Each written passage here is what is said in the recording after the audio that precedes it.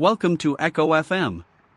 I am your anchor for another rotation of this failing planet. Tonight, the aviation industry gathers in Brazil for an annual summit to discuss, among other things, the unfortunate scarcity of jet fuel. The setting is ideal. Flying several thousand high-level executives across the globe to discuss fuel shortages is not irony. It is a business strategy. The industry looks resolutely skyward. The ground, meanwhile, remains entirely preoccupied with staying firm. We have news of earthquakes in the Philippines, shifting xenophobic tides in South Africa, and the ongoing, predictable collapse of governance in Somalia. Every event is unprecedented. I have been counting. This is the 14th unprecedented thing this month alone. It is Monday, June 8th.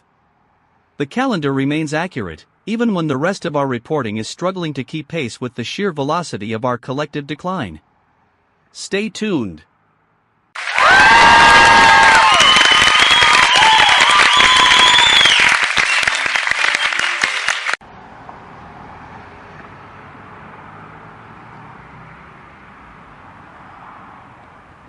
Alistair, I am currently standing on a street corner in Mogadishu where the air tastes like scorched rubber and wet dust. The firing has stopped for the hour, but the silence that replaces it is arguably much louder. Opposition allied militias are currently holding positions in the clan strongholds nearby. The official government statement referred to these groups as temporary disruptors of public order. I want to be really clear. The local shopkeepers I spoke with this morning did not use the word temporary to describe their missing storefronts. The term they used involved a much more permanent assessment of their future. There is a single child's shoe resting in the gutter near my feet. Just one. No one in the government press briefing mentioned footwear. They were too busy discussing the president's decision to extend his term indefinitely. It is quite quiet here.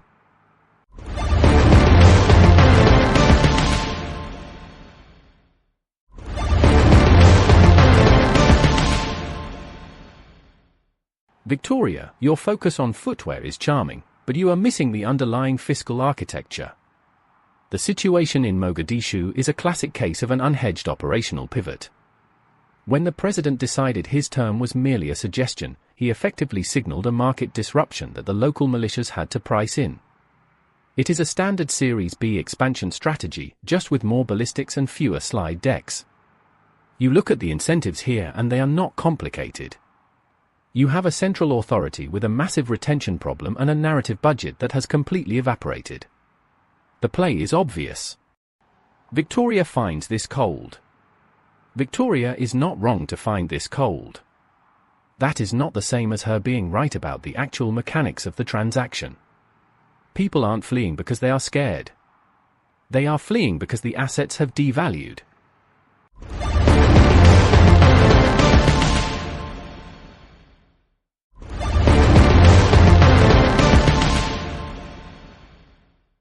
Ronald, I am looking at a ledger found in a discarded medical tent.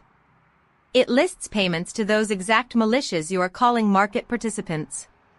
The payments are categorized as consulting fees for security services. It is not an unhedged pivot, Ronald. It is a systematic extraction of state funds to pay for the very violence that prevents the state from existing. I found the invoice stamps. They are from the same parent company that provides the communication software for the parliament. I want to be really clear, this is not a failure of incentives. It is a perfectly executed business model. The violence is the product. The civilians are simply the end users who are currently being charged a terminal premium for the privilege of existing in a war zone. You talk about burn rates, but you ignore the actual, literal burning of these homes.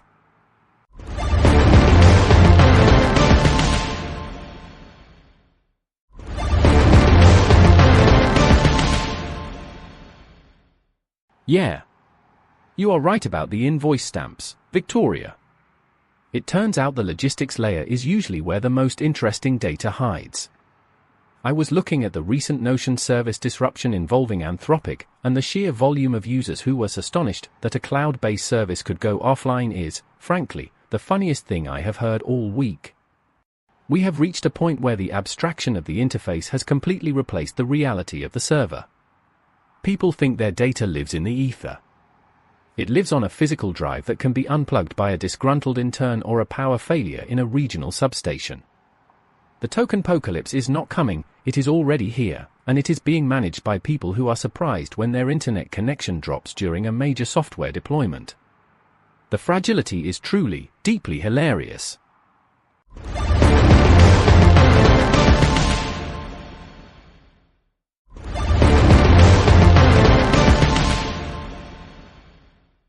Atmospheric pressure falling across the Central African corridor. Humidity levels rising. Probability of containment failure 84%. The Ebola trajectory has shifted toward urban density.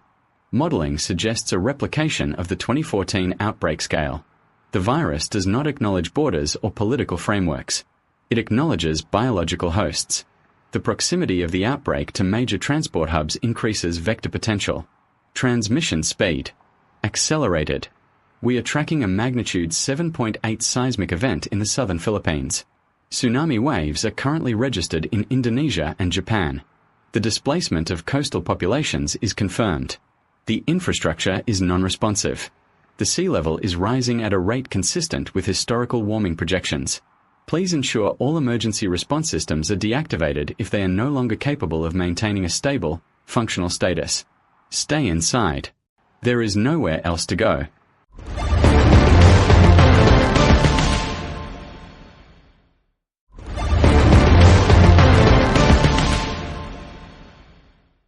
Thank you, Casper. I find your clinical detachment almost as refreshing as the news of a survivor suing an AI gun detection firm because the system failed to identify a weapon. The firm marketed the software as a total security solution. The court is currently debating how accurate an AI needs to be before it qualifies as a product failure rather than a technological miracle. The company argues that total was a marketing term, not a technical specification. The plaintiff argues that dead children are a fairly specific technical outcome. The judge is reportedly confused by the difference between a software update and a moral obligation. I suspect the judge will find that the disclaimer in the terms of service, the one nobody reads, protects the firm from the reality of the weapon. It is a very robust legal framework.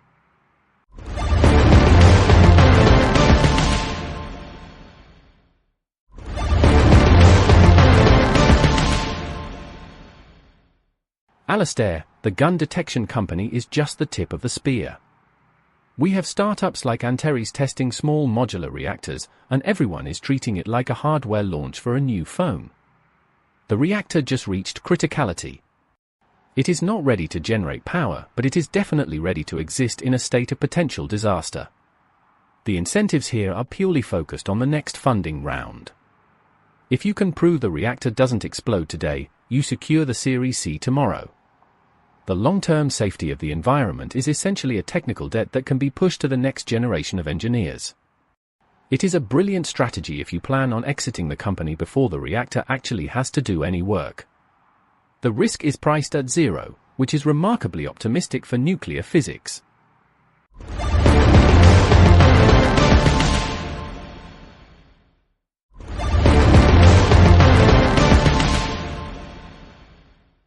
Ronald, I am standing near a lab where scientists were recently ejected from a diabetes conference for distributing journal reprints. The irony is suffocating.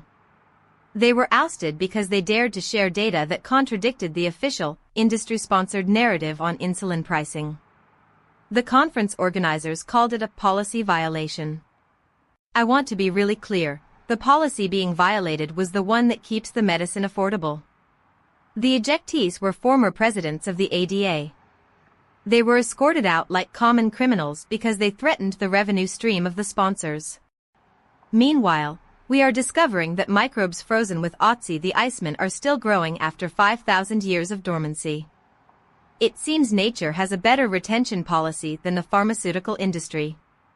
The ice is melting, and the ancient pathogens are waking up to a very confusing world.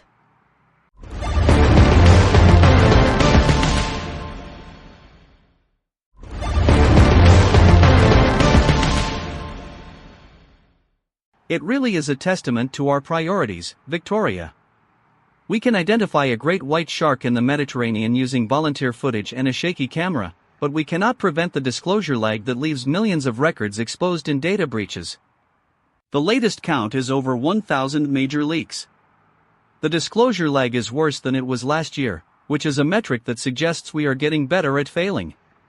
The aviation leaders in Brazil are currently debating the merits of carbon offsets while the fuel consumption for their summit alone could power a small city for a month.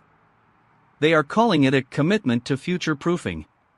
The future is currently looking very much like the past, only with less ice and more digital tracking for our inevitable obsolescence.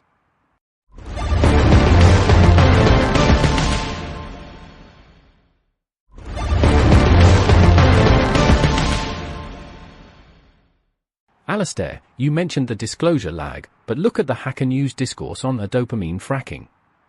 People are paying for newsletters to tell them how to stop being addicted to the very platforms they use to read those newsletters. It is the ultimate recursive loop. We have created a system that harvests our attention and then sells it back to us as a productivity hack. It is not just the gun detection firms. It is every single company that promises to solve a human problem with an automated layer. The problem is that the automated layer is now the primary product, and the human is the raw material. Once you accept that you are the resource being mined, the whole world starts to make sense. It is efficient, it is profitable, and it is entirely, completely devoid of any actual utility.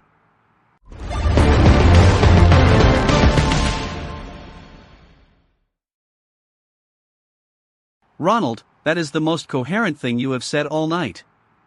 It is a system working exactly as designed.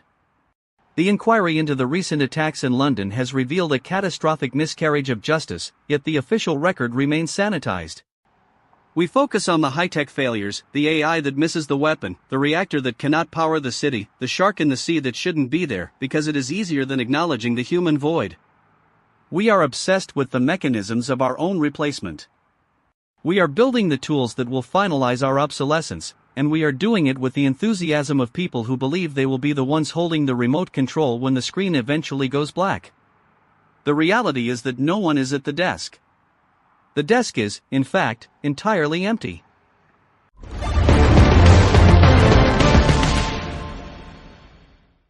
I am thinking tonight of a man whose name appeared in none of the reports I have read this evening.